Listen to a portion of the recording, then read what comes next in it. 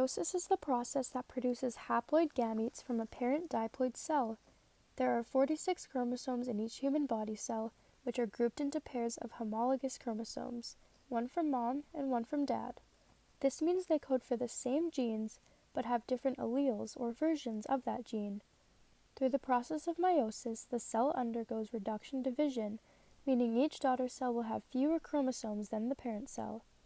In each haploid cell, there are no homologous pairs, just single chromosomes due to the reduction.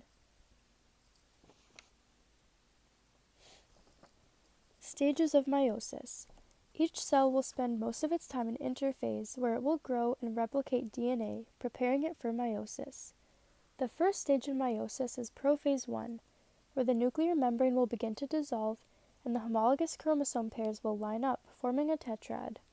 Note that this will play a role in recombination, which will be explained later in the video. The centrioles will extend their spindle fibers towards the nucleus in this stage.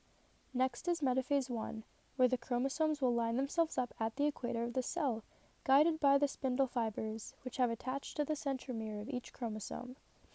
Next is anaphase 1, where the homologous chromosomes will be pulled to opposite poles of the cell. Reduction division will happen here, meaning that each newly formed daughter cell will be haploid with half the amount of original chromosomes. From telophase 1, some cells will move directly into meiosis 2, and others will begin to unwind into chromatin. Cytokinesis will also occur, which is the splitting of the cytoplasm. This brings us into meiosis 2, which will follow similar steps to mitosis.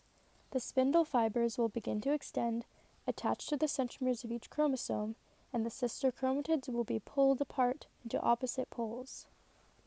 The nuclear membrane will then reform around the unwinding set of chromosomes. The cell membrane will then pinch and split during cytokinesis, producing 4 daughter gametes.